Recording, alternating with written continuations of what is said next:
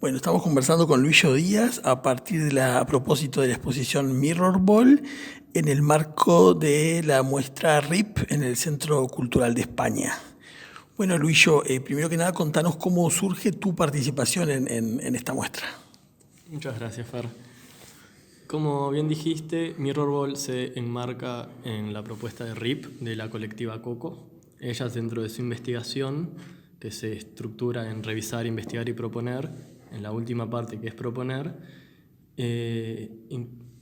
se paran en tratar de incluir e incorporar ciertas narrativas que han quedado omitidas, invisibilizadas o corridas del relato oficial, y en ese marco es que me invitan a abordar una narrativa queer en lo que podríamos llamar el arte o la cultura uruguaya. Entonces me proponen hacer una propuesta expositiva sobre este tema. Cuando te dicen narrativa queer, ¿qué es lo primero que pensaste? ¿Qué te vino a la cabeza? Lo primero que pensé fue como gracias y tratemos de hacer algo que no sea exotista.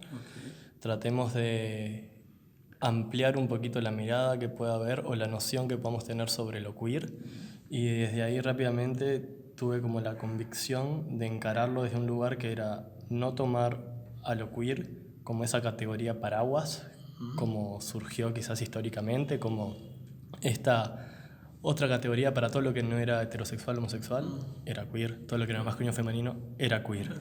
Entonces ahí empiezo como a pensar y a problematizar un poco sobre qué puede ser o a qué le podemos llamar queer, y me centro en querer abordarlo desde un lugar más como una forma de ver el mundo, más como una postura crítica de entendernos y entender todo aquello que nos condiciona, que nos enmarca y que nos contiene.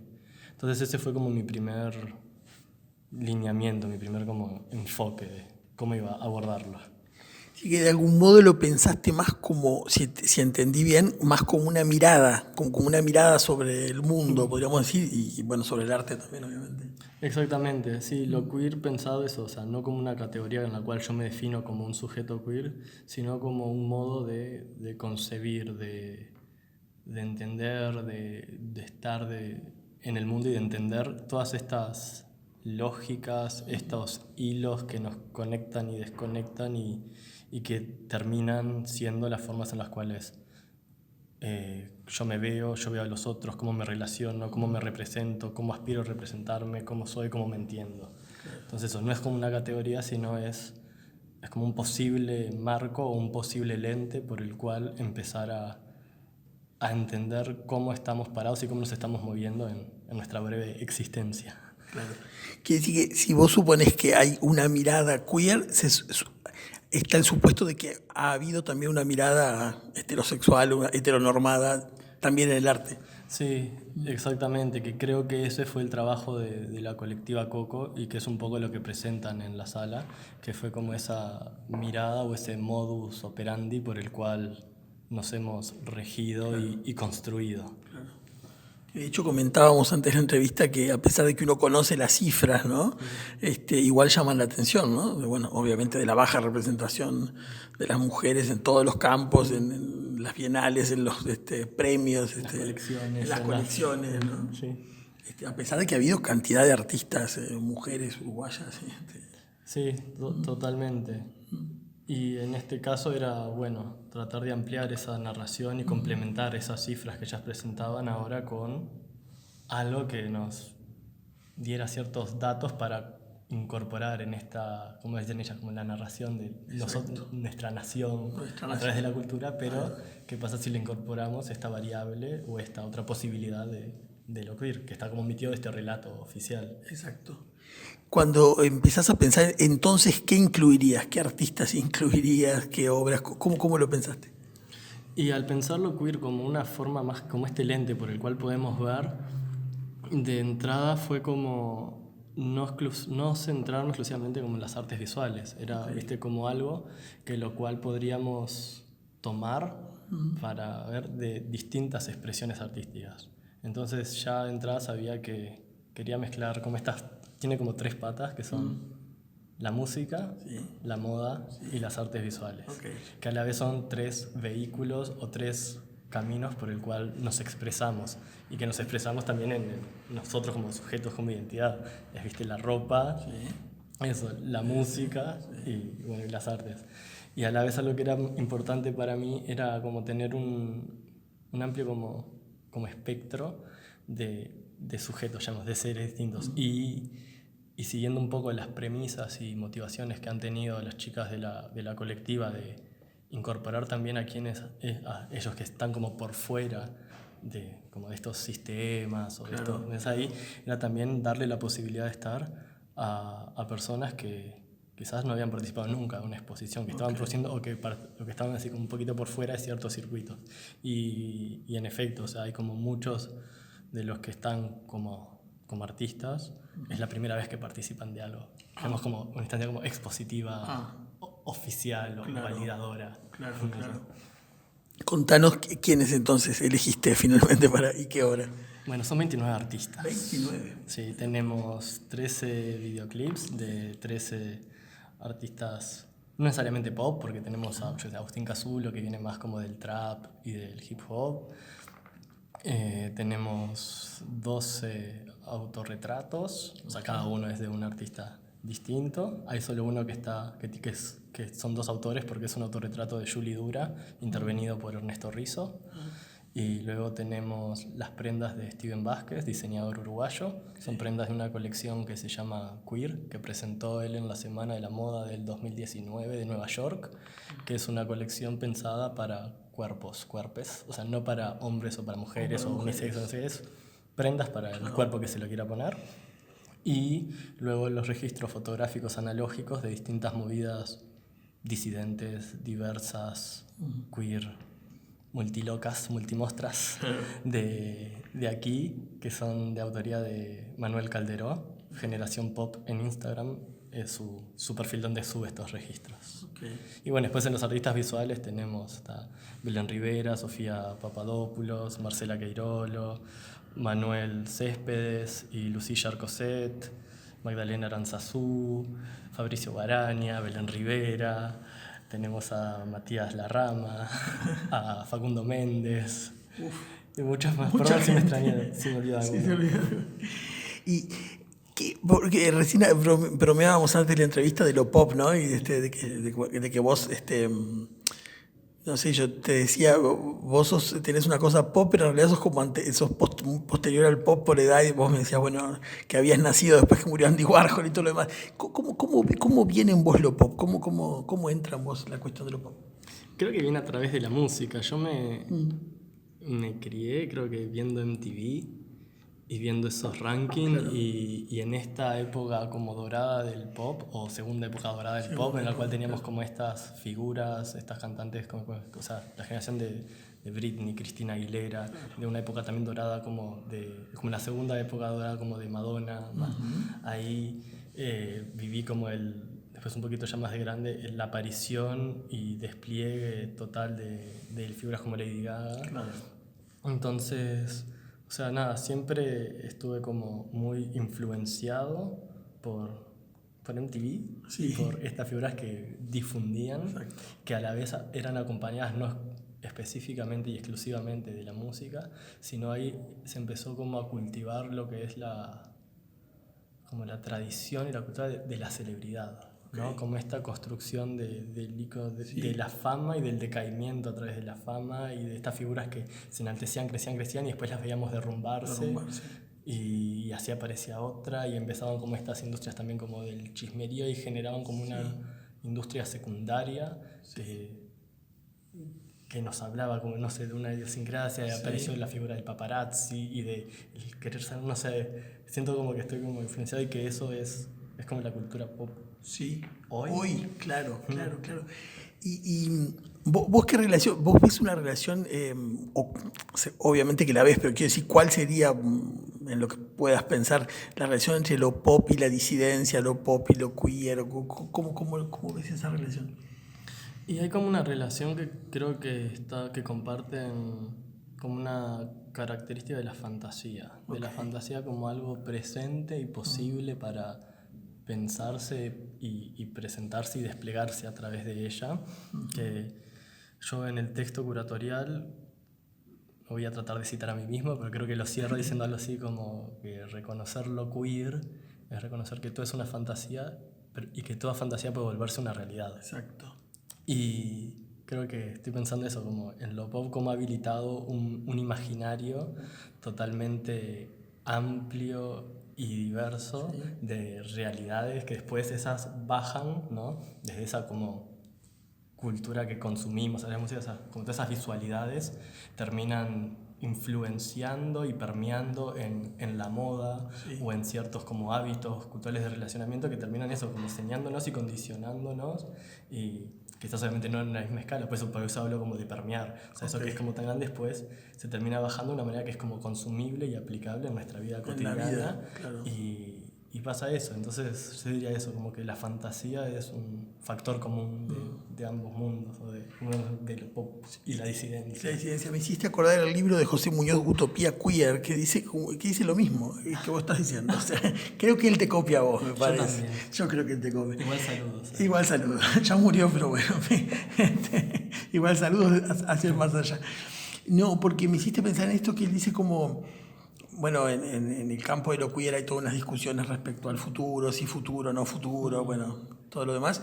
Él se opone mucho a todo lo que es ese giro antisocial de no futuro, porque dice que si algo es lo queer es el futuro, pero es un futuro siempre por llegar y que nunca llega, claro. ¿no?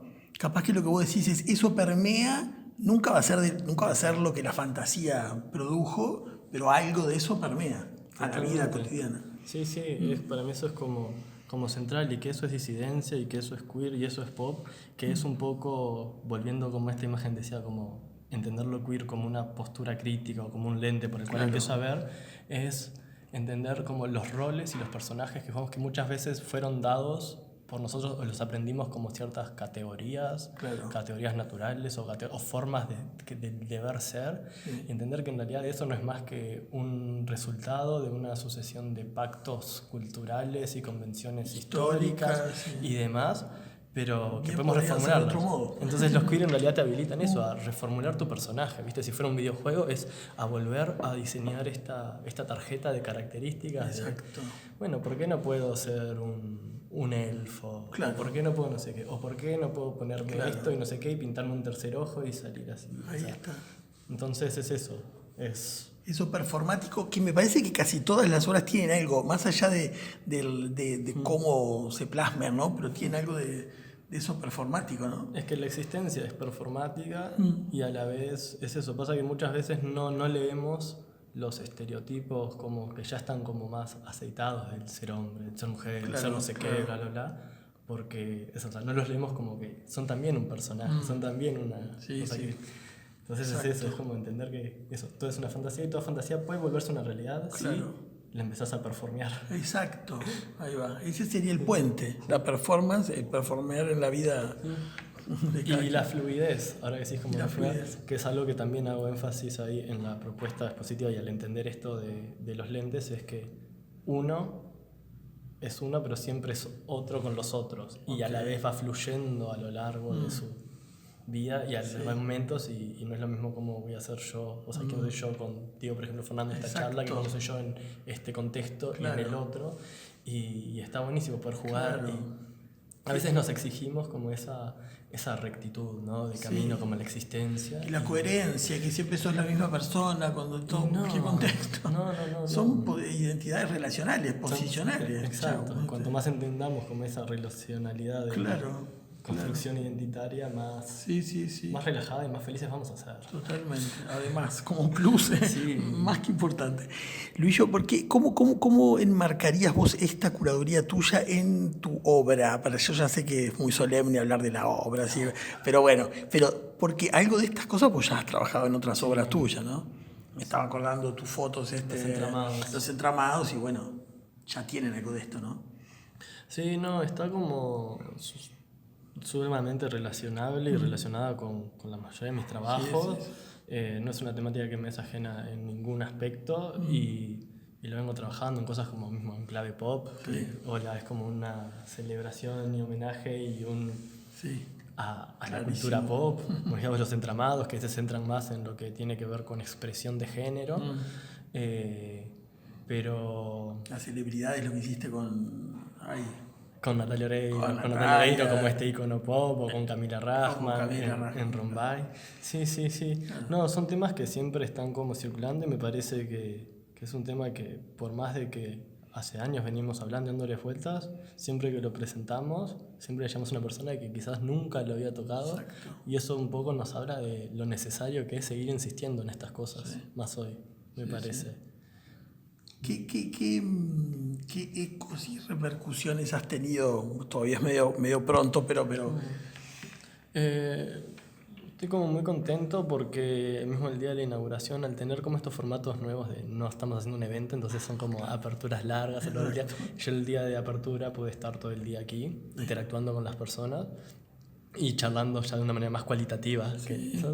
Y me quedé como muy contento de esas charlas, sobre todo con personas quizás de más de 50 que pasaron, que tenían como represente o les sonaba, pero lo estaban viendo acá que capaz que por primera vez de manera como ordenada. Claro. Ordenada en un sentido discursivo, no porque esté como ordenada la sala. Sí, discursivamente. Claro. Como y accesible. Había como una accesibilidad de entender y fue como, no sé, varios me dejaron comida que se llevaron como bastantes cuestionamientos sobre cómo se entendían durante su vida, o cómo ver. Después a nivel, por ejemplo, de los artistas que son parte, también como mucha emoción de realmente estar viéndose representados en algo que quizás era como lejano y distante, como esta institucionalidad del arte, ¿viste? El espacio solemne, ¿viste? Que a veces están como por fuera. Entonces eso creo que al menos me da como cierta alegría, más que nada también por el posicionamiento de RIP, ¿no? De las chicas, de la colectiva, de querer incorporar. Creo que acá están como cumpliendo como esa misión, o que estamos aportando un granito. Ojalá podamos meter a los miles y miles que somos. Sí, claro. Pero no. Y después nada de eso. Creo que se van a seguir dando charlas. Yo estoy viniendo algunas tardes para charlar con la gente que se acerca, y con todos nos hemos colgado a hablar y preguntarnos sobre todo empezar a correr este lugar de lo queer entendido específicamente como unicornios y brillantina y no sé qué. Hay como más que eso, y no tiene que ver exclusivamente con lo sexual o con la expresión de género. Hay como muchas más aristas y más matices para tocar y para entender lo queer. Claro. Y creo que esta exposición al menos puede servir de puente o de excusa para se me ocurría preguntarte cómo ves que de algún modo se engancha esta curaduría tuya en lo que ha sido tu obra, porque hay temas que tú ya venís trabajando antes. Sí, totalmente. Me parece que son temas recurrentes que he tocado como en distintas aristas o con distintas aperturas. Pienso obviamente en los entramados, quizás ahí me centraba más en lo que tiene que ver con expresión de género. Exacto. En clave pop, estábamos hablando de eso, de las celebridades, de como este contexto MTV en el cual un poco me crié. Nati Oreiro presidenta, como nos traigo, ¿no? Camila Rajman en Rombay. Son temas que siempre están circulando y que cada vez que traigo una propuesta, y sobre todo en esta, como hablamos hace poquito sobre la mediación y los contactos con las personas, donde vuelve a ser como una sorpresa o una novedad, podemos llamarlo, me hacen un poco ver de lo necesario que es igual seguir insistiendo una y otra vez con esto y seguir ampliando el discurso, la pregunta o simplemente presentando el tema para que quede. Hasta las visualidades, hasta visualmente, ¿no? Las imágenes. Exactamente, sí, romper la imagen. O sea, es como eso, a veces es como desde nuestro lugar, a veces de artistas o de curadores, también como productores de imágenes, es como quizás no perpetuar ciertos estereotipos, que es un poco también lo que traigo en esta propuesta curatorial, es como abarcar una diversidad de matices de lo queer. Al quitarme de la caja de la categoría, era un poco, salgamos de este lugar común que es conformista y que es muy cómodo para quizás la publicidad y para otras cosas que tienen que ver con el unicornio, el arcoíris y la brillantina. En esta posición hay unicornio, hay brillantina y hay arcoíris, pero hay muchas cosas más. Entonces es necesario eso, como ser un poquito como iconoclastas. O sea, eso, romper la imagen, romper el estereotipo y ampliar.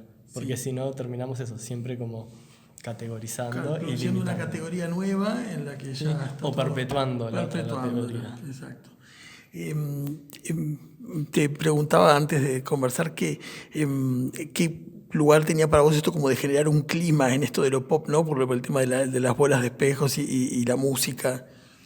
Para mí era como sumamente necesario traer al espacio expositivo, a la sala, la nocturnidad, ¿no? Un poco la noche la entiendo como ese lugar seguro donde es posible que lo queer aparezca, donde es como un entorno quizás más protector y protegido para uno poder como habitar y poner en práctica sus fantasías o sus ilusiones. Y eso está representado en el trabajo de Manuel, de Generación Pop, que son estos registros analógicos de los distintos eventos disidentes y diversos, que normalmente están en la noche, sí, claro, son fiestas. Claro. Entonces era también necesario para mí traer esto, porque ahí era como hacerlo brillar ahí. Y bueno, qué cosa más pop y queer que la bola disco finalmente, que es un poco para mí la metáfora de todas las ideas que creo que volcamos en esta entrevista y que volqué yo en mi proceso, así como curatorial, que tiene que ver con esta esfera que nos va a devolver una constante de reflejos que van a estar cambiando, o sea, que me habla de esa fluidez, sí, de ese perpetuo cambio y de que ante su imagen y ante su presencia mi imagen va a siempre estar con esas pequeñas variaciones. Fragmentadísima y múltiple. Claro. Eso, multiplicidad y perpetuo cambio. Que además, vos me decías que Mirrorball alude a un tema de Taylor Swift, ¿no? Contanos qué dice. Sí, totalmente. O sea, el título, por eso también lo dejo en inglés, que lo dejo, o sea, haciendo referencia al tema Mirrorball de Taylor Swift, que comienza la canción diciendo algo así como: soy una bola de espejos, te devolveré esta noche cada versión de ti. Exacto. Te mostraré cada versión de ti esta noche. ¿Qué es eso? Para mí, lo que hablábamos, un espejo, cuando se rompe, cuando se quiebra no se rompe, se multiplica. Exacto. Eso, cuando una identidad abandona ese binarismo como impuesto, heredado o aprendido, en realidad lo que habilita son nuevas posibilidades de pensarse, nuevas formas de entender identidad y de practicar o ejercer identidad. Y esa es la bola de espejos. Es eso, es como la sumatoria de todas estas identidades que por contagio me habilitan otras posibilidades de ser. Exacto. No limitan mi existencia. Exacto. Y cuanto más las quebremos, más formas tendremos de ser. Y nos vienen 7 años de desgracia, ¿no? No, nunca. Al revés. 7 años de esplendor. Pierdan el miedo, rompan los espejos. Rompan los espejos. Tendrán más. Podríamos hacer una obra rompiendo espejos, ¿no? Estaría bueno. Podría ser. Bien. Luis, muchísimas gracias.